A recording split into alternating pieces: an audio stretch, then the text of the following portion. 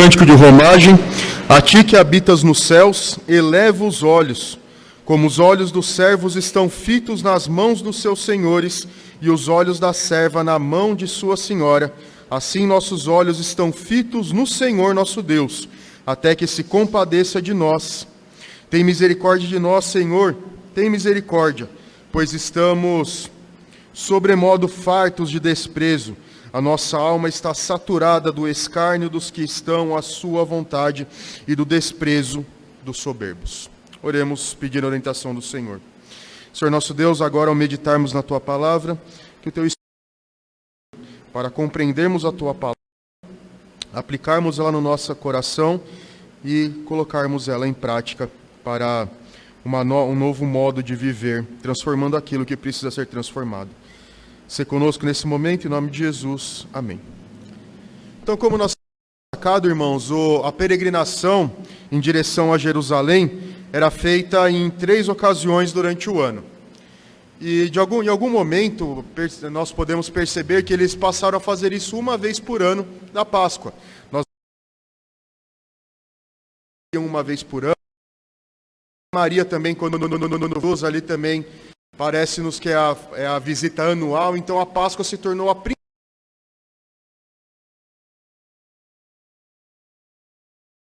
O povo do Senhor para habitar ali e desfrutar das bênçãos do Senhor que a comunidade proporciona.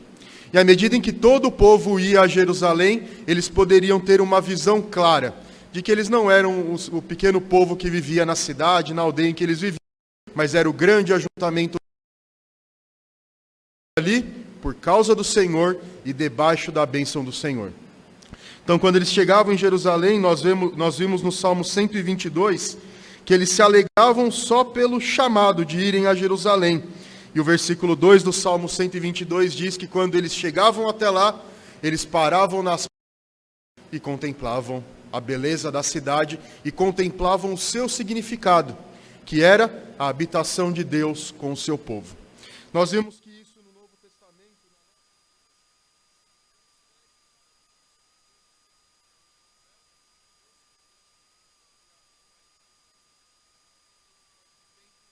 único ao qual todos têm que se dirigir, mas nós temos acesso pleno com o Senhor. E nós vimos também que à medida em que nós vamos até a casa de Deus, desfrutamos da sua companhia, desfrutamos do ajuntamento ao tempo de retorno. E o Salmo 123 destaca isso. Nós vimos no Salmo 120 um lamento por habitar entre pessoas perversas e mentirosas. Destaca o cuidado de Deus no deslocamento até a cidade santa. O Salmo 122 destaca aquele tempo durante a festa com o Senhor, mas é o tempo de voltar. É o tempo de encarar novamente a realidade que atinge o povo do Senhor. E o Salmo 123, assim como o 120, destaca uma vida de dificuldade vivida pelo povo do Senhor. Que os versículos 3 e 4 vão dizer aqui que é uma vida de desprezo e uma vida de zombaria por parte daqueles que não creem no Senhor. Então o salmista aqui vai destacar o que nós fazemos quando somos desprezados. E em especial aqui a ideia de uma oração sincera e confiante no Senhor.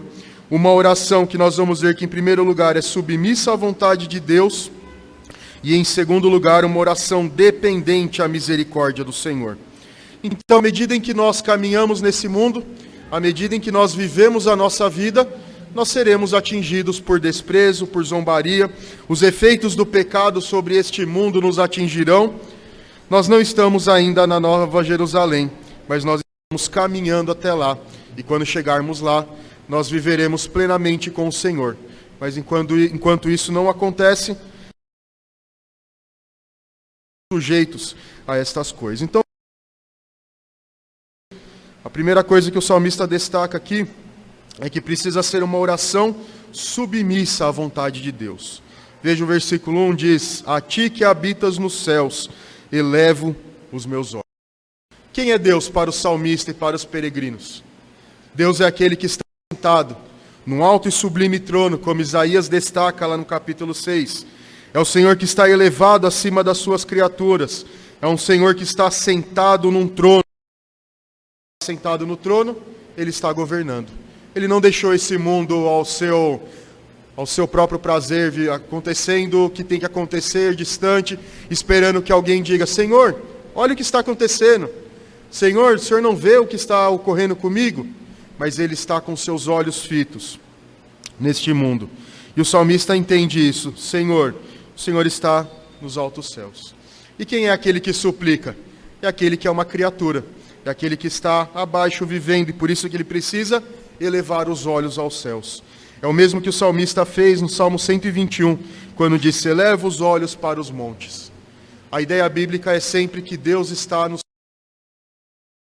governando e dirigindo todas as coisas, que Deus está acima das suas criaturas, e nós somos aquele que recorre a Ele, em submissão à sua vontade, aquele que clama por Ele. E o versículo 2 amplia essa ideia. Ele diz: como os olhos dos servos estão fitos nas mãos dos seus senhores, e os olhos da serva na mão da sua senhora, assim os nossos olhos estão fitos no Senhor nosso Deus, até que se compadeça de nós. No Oriente, a mão representava o sinal de ação do Senhor. Então, quando os servos tinham os olhos nas mãos do seu Senhor, eles estavam à espera de algo que fosse feito, à espera de uma ação do seu Senhor. E no caso aqui, o salmista diz: Senhor, nós somos como esses servos que apenas podem esperar pela bondade. Nós somos como servos que estão à espera de que a tua mão haja em nosso favor, de que o Senhor nos socorra e que o Senhor nos tire dessa condição em que nós nos encontramos. O final do versículo 2 diz: nossos olhos estão no Senhor até que Ele se compadeça de nós, ou tenha compaixão. Então o salmista espera a ação do Senhor, o salmista espera que o Senhor haja em seu favor. E o que isso nos ensina então? Nós podemos pensar aqui em duas coisas que isso nos ensina. A primeira delas, como eu destaquei, que o Senhor é o Rei, que governa a história, que dirige todas as coisas. Mas Ele não é um Senhor caprichoso que espera a súplica dos seus servos para humilhá-los, para dizer: está vendo como eles dependem de mim? Está vendo como eles estão abaixo de mim? Então eu vou mostrar o meu poder, dando a eles o que eles querem. Pelo contrário, a Bíblia destaca Deus como um Senhor amoroso, um Senhor que tem compaixão, ou seja, sente a dor dos seus filhos. O Novo Testamento destaca que nós não temos um sumo sacerdote que não possa se compadecer de nós, ou seja, Jesus Cristo, ao tomar a forma de servo, ao encarnar-se, Ele veio para provar aquilo que os homens provam, para provar o que o ser humano prova. Passou pela tentação, passou pela sugestão maligna de abandonar a Deus e seguir o seu próprio caminho, assim como havia acontecido com Adão. Mas Ele venceu todas essas coisas. Então, por isso, o autor aos Hebreus diz que Ele pode ter compaixão de nós, porque Ele experimentou o sofrimento humano, Ele experimentou as provações humanas, e por isso Ele pode se compadecer de nós. Então, nós não temos apenas um Senhor que está distante de nós, um Rei que está sentado no seu trono e não se preocupa com suas criaturas, mas Ele é um Deus que ativamente agiu em favor de nós, enviando o seu próprio Filho para que pudesse tomar o nosso lugar, receber sobre si a ira que era destinada a nós, e assim nos dar a salvação. Em segundo lugar, nós podemos aprender também que a oração ela deve ser persistente. Tanto em Mateus quanto em Lucas nós lemos aquele trecho do Sermão do Monte que diz: pedi, dar-se-vos-á, buscai, achareis, batei e abrir-se-vos-á. Ali Jesus está ensinando, assim como o salmista está ensinando, que a oração ela deve ser contínua. Não é no primeiro momento em que a resposta não vem que nós deixamos de orar.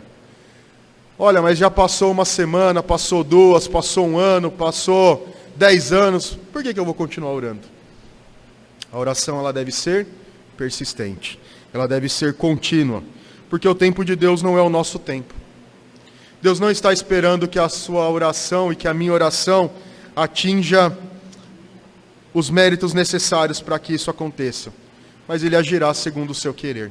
A oração não serve para mover a mão de Deus e mudar aquilo que Ele tem planejado, mas é para que nós exercitemos a nossa confiança nele, para que nós exercitemos a nossa submissão à sua vontade, a oração serve para nós nos fortalecermos debaixo do seu poder.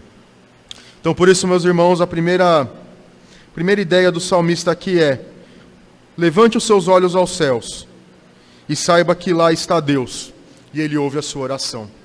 Deus está sentado no trono e Ele está cuidando de nós, e por isso Ele responderá quando nós oramos. A segunda ideia do salmista é que nós devemos depender da misericórdia de Deus. Hoje nós vemos muitas pessoas exigindo de Deus certas coisas, ou então colocando Deus contra a parede, dizendo: o Senhor não é bom? O Senhor não é justo? Então como que o Senhor deixa que essa situação aconteça? Quantas orações nós não vemos assim, exigindo que Deus faça determinada coisa, exigindo que Deus haja de determinada forma, como se a nossa sabedoria fosse superior à sabedoria de Deus. Mas o salmista, como nós vimos no versículo 2 e no versículo 1, se coloca alguém que entende que Deus está acima de nós e que Ele é onisciente, onipotente, onipresente. Que Deus sabe todas as coisas, que Ele decreta todas as coisas e que Ele dirige a história.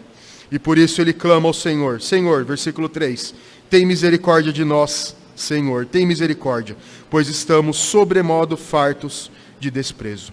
Veja que a palavra misericórdia aqui aparece mais uma vez, é a mesma que foi traduzida anteriormente como compadecer, aparece duas vezes como uma expressão de angústia. Senhor, há muito tempo eu estou sofrendo.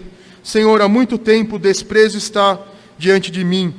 Senhor, a minha alma está saturada de escárnio, versículo 4, por aqueles que vivem na sua própria vontade, daqueles que vivem pelo mal, daqueles que vivem na sua impiedade e perversão. E ele finaliza aí: do desprezo dos soberbos, daqueles que estão cheios de si, daqueles que vivem para desprezar e subjugar as outras pessoas. Eu estou farto, estou cheio. É como se ele dissesse: Senhor, as forças se foram. Eu não tenho mais condições de continuar caminhando. Eu não tenho mais condições de continuar suportando essas coisas. Mas quando ele diz: Senhor, tem compaixão de mim, ele está dizendo: mas eu sei que o teu poder derramado sobre mim, eu posso dar um passo adiante. Eu posso continuar suportando essas coisas, eu posso enfrentá-las, porque o Senhor está comigo. E veja que a palavra Senhor que aparece aí, toda em letra maiúscula, ela é a palavra, ou é o nome de Deus Yahvé, que está sempre relacionado ao Deus que entrou em aliança com o seu povo. Então, quando nós oramos ao Senhor, suplicando a Ele pela compaixão e pela misericórdia, o que nós devemos lembrar? Devemos lembrar que Ele prometeu ser o nosso Deus, e prometeu que Ele cuidaria de nós a cada dia. E Ele pede: uma vez que eu serei o Deus de vocês, vocês devem ser o meu povo, um povo que vive em obediência à lei, um povo que vive em dedicação a mim, um povo que vive voltado ao Senhor, com o seu coração transformado, com a sua mente transformada, vivendo a realidade do novo céu e da nova terra nesse mundo. Mas nós sabemos e vemos na história de Israel que em muitos momentos eles vacilaram e deixaram de seguir o Senhor e foram desobedientes. Segundo os termos do pacto, Deus poderia destruí-los, escolher um outro povo e seguir adiante. Mas o que Deus fez? Derramou a sua misericórdia, derramou a sua graça sobre eles e os trouxe de volta, para que eles pudessem novamente experimentar da sua graça. Deus continuou firme e fiel à sua promessa, enviando o seu Filho conforme prometido lá no início. Um dia virá aquele que esmagará a cabeça da serpente. Deus permaneceu fiel à sua promessa, então o salmista recorre: Senhor, o Senhor entrou em aliança com o seu povo. O Senhor prometeu cuidar de nós, então é a isto que eu clamo. Um dia na cruz do Calvário, o Senhor cumpriu esta promessa e enviou Jesus Cristo, o maior ato de misericórdia de Deus. Porque como nós recordamos sempre, nós não merecíamos a salvação. É pela graça que somos salvos, pela fé, e isto é dom de Deus. O Senhor se voltou a nós quando nós não merecíamos, e assim como o povo de Israel, possuíamos o pecado original e também caminhávamos longe do Senhor. Então Deus se volta para nós e derrama da sua misericórdia, derrama da sua graça para que nós sejamos salvos. Então o que o salmista está dizendo aqui? Senhor, quer nós estejamos caminhando debaixo da tua graça e sejamos alvo do desprezo por causa disso. Quer as perseguições venham por causa da nossa fidelidade ao teu nome, quer venham por causa dos efeitos do pecado nesse mundo, quer sejam motivados pelo nosso próprio pecado, nós recorremos ao Senhor. Derrama a tua graça. Em qualquer circunstância, qual seja a razão pela qual nós estejamos sofrendo, recorra ao Senhor. Recorra à sua misericórdia. Porque Yahvé é o Deus da promessa, é o Deus do pacto. E se você identificar que as provações vêm por causa dos teus pecados, você também pode recorrer à sua graça, clamando a Ele: Senhor, perdoa os meus pecados. Como nós lemos lá em 1 João 9, que se confessarmos nossos pecados, Ele é fiel e justo para nos perdoar e nos purificar de toda injustiça. Ou seja, qualquer que seja o caso, recorra à misericórdia do Senhor. Clame pela sua graça. Ore a Ele, porque Ele está sentado no seu trono, como nós lemos na carta aos Hebreus, recordando mais uma vez, ao lado de Deus Pai, intercedendo por nós, para que nós continuemos caminhando com Ele. Então, meus irmãos, a segunda lição que nós temos aqui é: dependa do Senhor, dependa da sua misericórdia e da sua graça. Por isso ele clama: Senhor, tem misericórdia, tem misericórdia. Então, assim, meus irmãos, nós aprendemos aqui, e o Senhor Jesus nos ensinou a que nós não devemos desanimar quando as provações vêm, quando as perseguições acontecem, porque aquelas que são ocasionadas pela nossa fidelidade ao Senhor são os frutos do nosso discipulado do Senhor. Ele disse que assim como desprezaram a Ele, assim como zombaram dele, assim como rejeitarão aqueles também que o seguem. Por isso nós devemos continuar adiante e não desanimar, pensando: é tão difícil seguir ao Senhor, é tão difícil seguir a Ele, talvez seja melhor deixá-lo de lado e seguir a minha própria vida. Outro dia eu vi um vídeo em que um homem dizia: é tão difícil ser crente, não pode isso, não pode aquilo, o que antes eu podia fazer não posso mais, eu tenho que viver me preocupando com o que eu possa não fazer. É certo que esse homem não entendeu qual é a notícia do Evangelho, qual é a mensagem da graça do Senhor. A mensagem do Senhor é que quando nós temos o Senhor, como nós cantamos, quer na tristeza, quer na doença, quer nas provações, quer na circunstância que seja, vai tudo bem. Não porque a dor deixa de doer, não porque o sofrimento deixa de nos afligir, mas porque nós reconhecemos que há alguém que está conosco e não nos abandona. Então, por isso, quando nós pensamos: eu estou sozinho, todos me deixaram, lembre-se que o Senhor não te abandonou. O Senhor Jesus não, pelo contrário, Ele experimentou o que era estar completamente sozinho. Seus discípulos o deixaram, os 12 apóstolos deixaram, toda a multidão que estava à sua volta o deixou. Ele se sentiu ali completamente desprezado. Em última instância, ele sentiu o que era estar separado da presença bondosa e graciosa do Senhor, quando ele clamou: Deus meu, por que me desamparaste? Jesus sim experimentou o que era estar completamente sozinho, em meio às opressões, em meio ao juízo do próprio Deus derramado sobre ele, juízo esse que era destinado a nós. Então, por isso que quando ele diz, o autor aos Hebreus diz que ele sabe o que é padecer, ele sabe o que é estar sozinho, mas ele nunca nos abandona.